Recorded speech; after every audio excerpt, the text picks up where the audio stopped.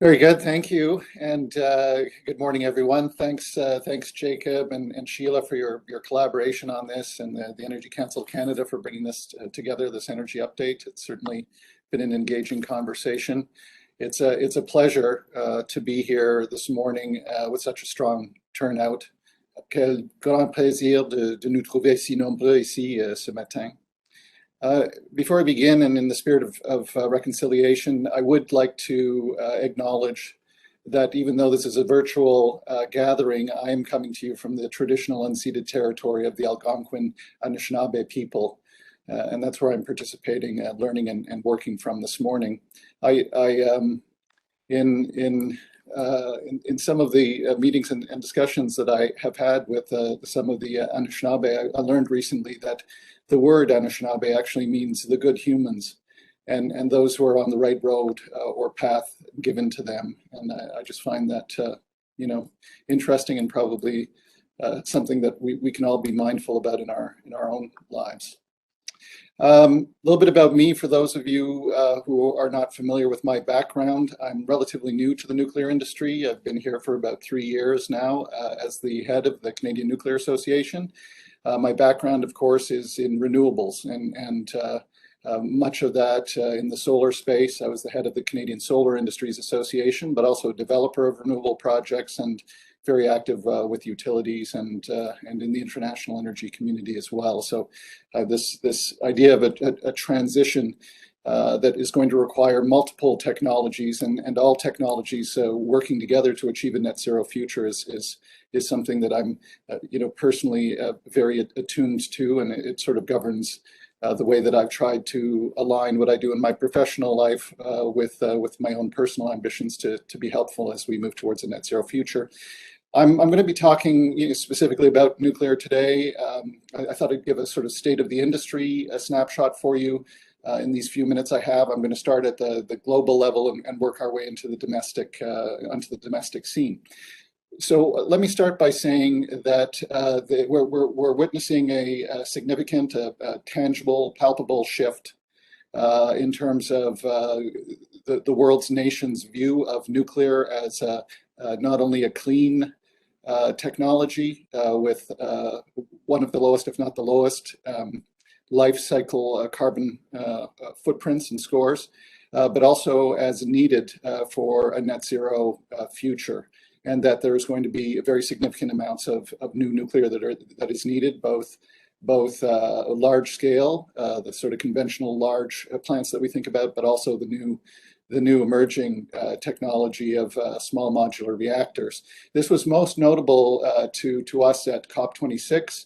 Like Chris mentioned, the strong presence of the Indigenous peoples at COP26, and by the way, Chris, it really was very, very impressive to see that global presence. This year at COP26 was the strongest showing of the international nuclear community that we've seen at a COP and at these environmental policy events. Very, very strong statements coming out of the United States, United Kingdom, France, even Japan, in terms of restarting its nuclear reactors. But in the case of US, UK, France, very significant commitments, both in terms of dollars and policies to the refurbishment and build out of large, new and small modular reactors. On a different path, we see China committing big time to large-scale reactors, about 150 new reactors that they're going to be bringing online, very significant. And Russia being a leader in small modular reactor technology. We see other signals coming from the global community. Some of you are probably following the EU sustainability taxonomy discussion.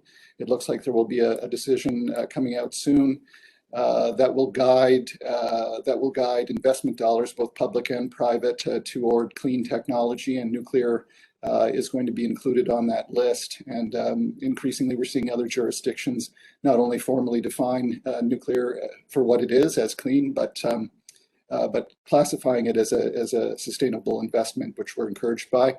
There's also a lot of activity in Eastern Europe. We were recently engaged with Romanians talking about the new CANDU plants they're building there and the refurbishment that's happening.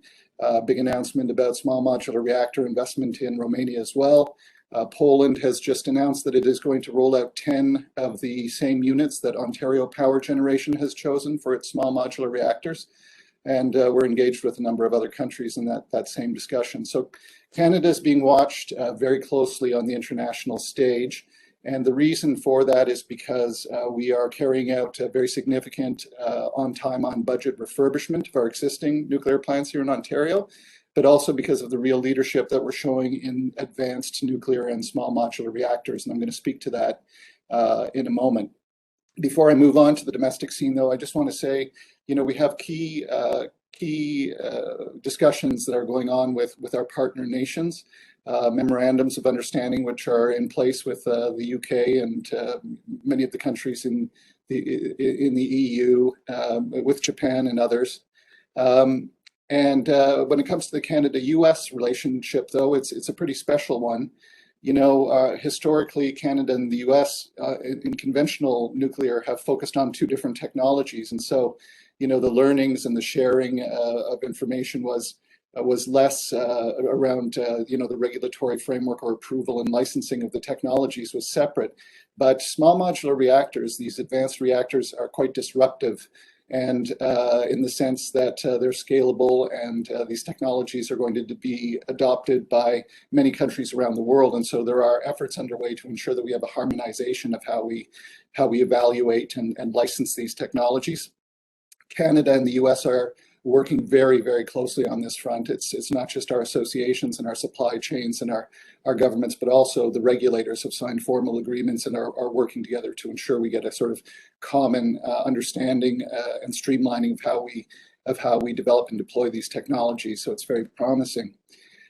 Domestically, over the last 12 months or so here in Canada, well, first at the highest level, look, nuclear has been an important presence in Canada for 60 years or more. As Francis noted, it provides about 16% of Canada's electricity, and that's the majority of Ontario and about a third of New Brunswick right now. One of the largest infrastructure projects in Canada is the refurbishment of the Ontario plants, which is on time and on budget. It will carry on for another 10 years, but we will be supplying electricity, carbon-free electricity, 60% of it into the 2060s. Here in Ontario. Of course, it was on the back of nuclear that we were able to phase out coal, right? The coal-fired electricity generation was replaced by 90% of it was replaced by incremental nuclear, which just shows the energy density of this clean electricity source and what it can do. We employ a lot of people, right? 76,000 people. And it's on the basis of this very healthy nuclear ecosystem that we have right now that we're doing a lot of innovation in medical isotopes, innovation in small modular reactors. A couple of the key highlights there, you saw that recently Ontario Power Generation selected its technology for the first small modular reactor it's going to connect. As Francis noted, that's going to be connected by 2028 at the Darlington site. There's room there for several small modular reactors. This first one is a 300 megawatt GE Hitachi technology.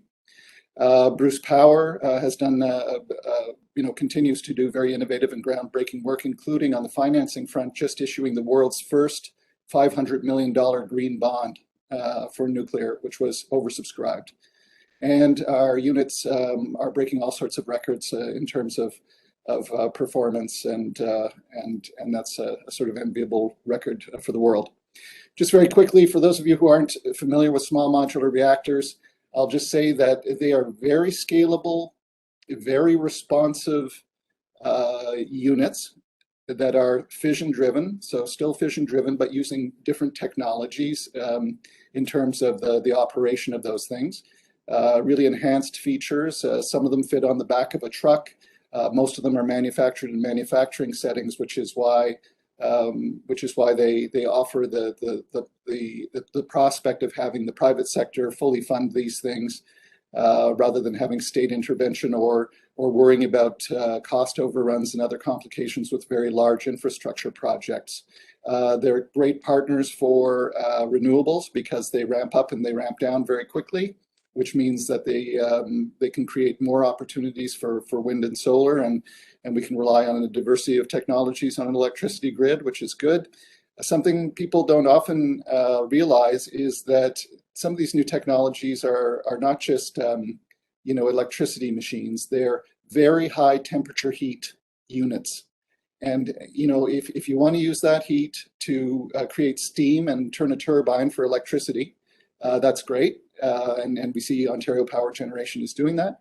But if you want to scale one of these things and use that high temperature heat to be producing steam for electricity, using the heat or electricity to produce hydrogen, and using the heat itself to provide heat to your operations. Let's say you're a mining operation that needs heat and electricity and hydrogen for your heavy transportation needs.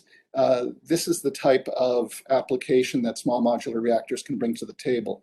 And while Chris Henderson did not mention small modular reactors in the Indigenous communities, these small modular reactors, some of them are as small as 2 megawatts. They can be right-sized, be providing clean heat and power in a reliable way to these Indigenous communities, and certainly those discussions have begun on a community-by-community basis to look at those opportunities for partnership and incorporation in the various communities, and there are very significant benefits that can be had there. So just to bring it back domestically here, big year for us last year in terms of being designated as clean by the federal government and needed for a net zero future. The feds released an SMR action plan, or roadmap, I should say, which builds on our action plan. We continue to see the Strategic Innovation Fund funding technology, small modular reactor technologies. We've had 3 technologies funded now. We just saw a large grant to the First Nations Power Authority to create a National Indigenous Advisory Council, working with Guy Lonechild over there, and we're establishing our own First Nations Indigenous council here at the CNA, and just in recognition of those partnerships and the importance of those partnerships as we move through this energy transition that Chris was speaking about. Many of you have seen the recent reports from the International Energy Agency and Conference Board just in the last 2 weeks, looking at the important role that nuclear has to play in a net zero future. Wanted to flag a couple other things. The importance of working together is something that came up in our last conversation here, the collaborations. Francis and myself, and also Michelle Brannigan, who's going to be speaking shortly, we've banded together in a coalition with wind, water, solar, and marine renewables.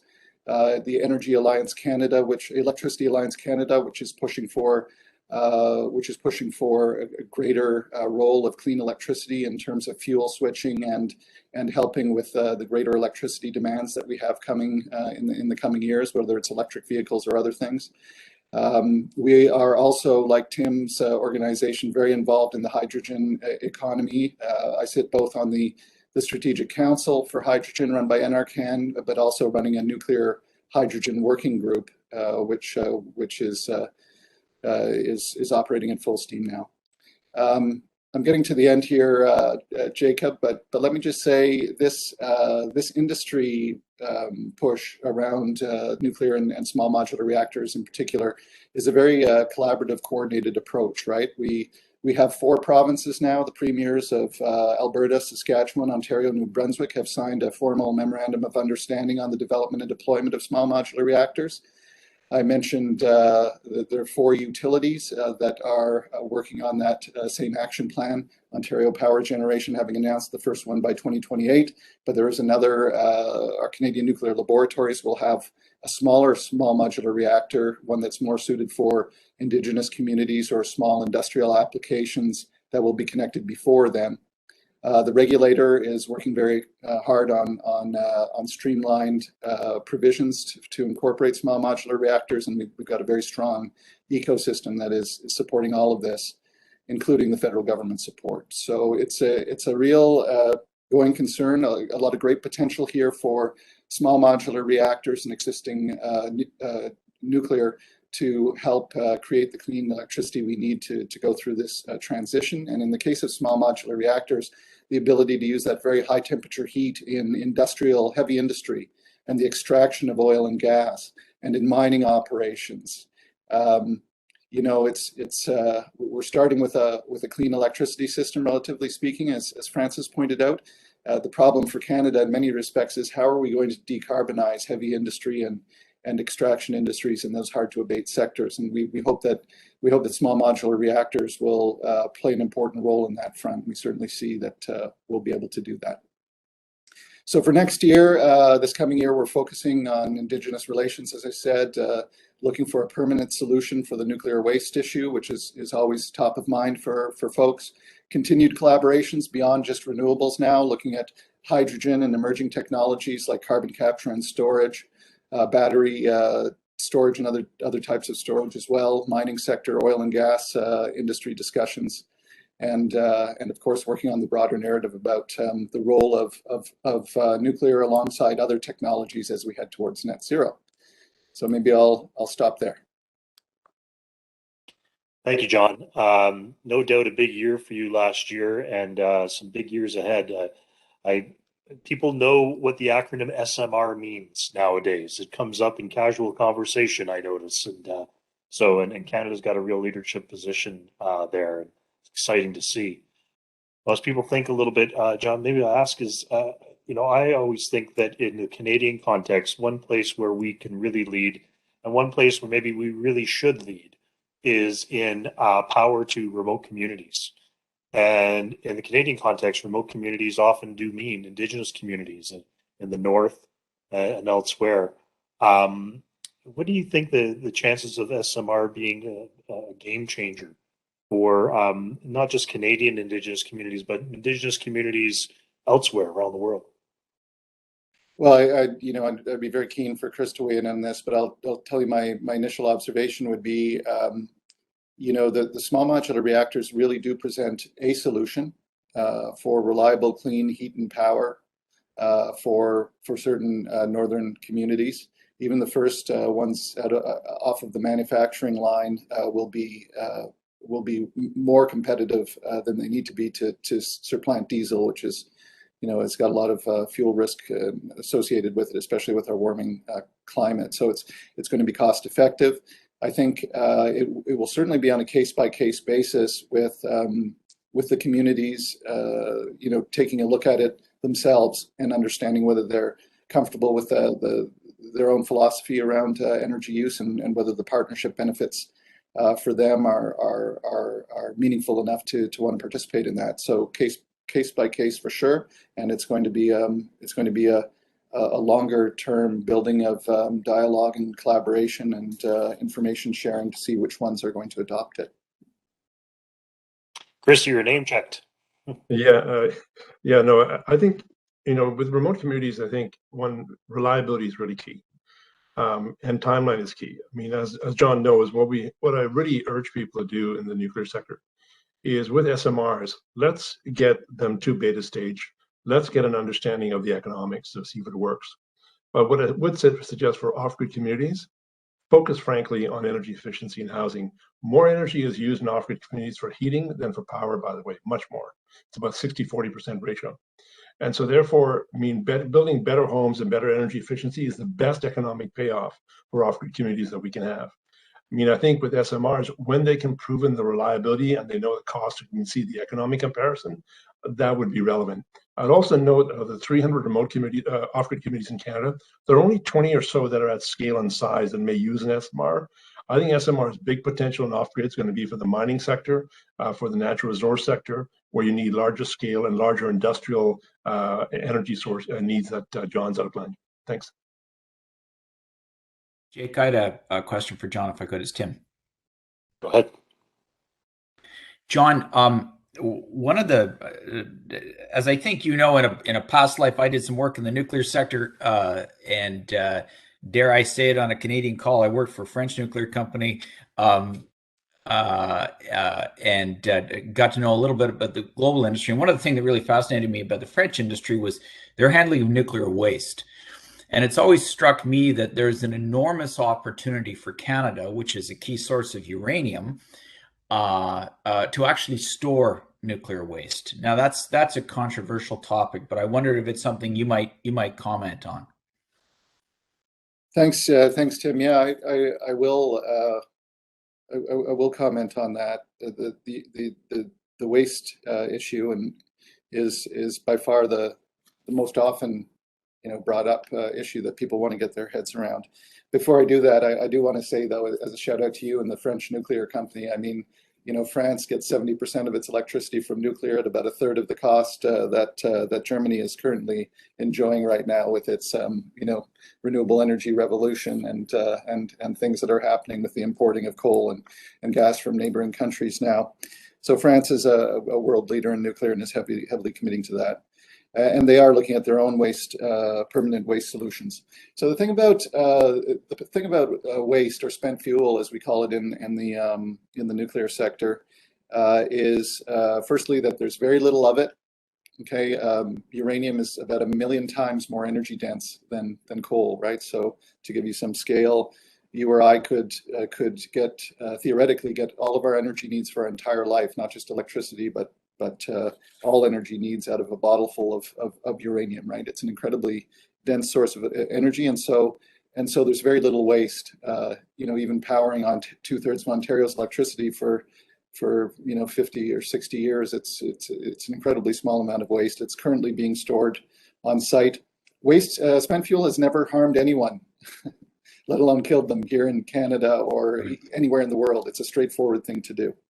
The issue is that as we continue to rely on nuclear, we need a permanent solution, as you're pointing out, Tim. One of Canada's great strengths, and in large part thanks to the oil and gas sector, Canada's world leader in geology and geological science and physics. And so we're looking at something that Finland has done, which is a deep geological repository, and it's essentially building a storage facility, about 800 meters into rock that hasn't changed for 4 billion years, right? Which would be the permanent solution for all of Canada's spent fuel. And the last thing I'd say about it, Tim, is the nuclear industry is the only industry that is accountable for every bit of the life cycle of its waste, right? And we're regulated to take care of it. We prepay for taking care of it, and we don't emit into the environment. So we've got the lowest life cycle footprint of any energy technology. That was the UN's latest report, and we account for every bit of waste and manage and store it responsibly. So it's a good news story from our perspective, and it is one that we have trouble communicating properly to folks because of the stigma and misinformation around it. Thanks, John. If I could just ask a quick follow-up. And by the way, I got a chance to visit that facility in Finland, and it's straight out of a Bond movie. It's quite fantastic, and if Canada were to have something like that, I think it would be quite remarkable. But the follow-up is, you noted the European situation and the French and the German market differences. You no doubt noted the recent announcement by the EU of the preferential treatment being proposed for gas and nuclear as means to help deliver on European targets. I wondered if you had any comments on that, and is this an opportunity for the gas industry and the nuclear industry to work together in North America as well? I think it is, Tim, especially in the sense that even if we all agree that we're working towards and I hope we do all agree that we're working towards a net zero future, I think there has to be a recognition of the fact that that's not going to happen overnight. Clearly the recent studies by the IESO here in Ontario have shown that it is just not feasible to phase out gas-fired electricity generation, before 2035. There's the role for natural gas, whether it's in Europe or here in North America, certainly as a transition fuel to continue to provide the electricity that we need is, in my view, incontrovertible, right? And we should recognize that while still all working towards that net zero future and working to employ some of the solutions that you brought up, right? Whether it's carbon capture and storage or a mixture of fuels or using the existing infrastructure for either mixed fuels or hydrogen as we go into the future, et cetera. We need to make this transition, but respect the fact that it is going to be a transition, and there are practical considerations around it.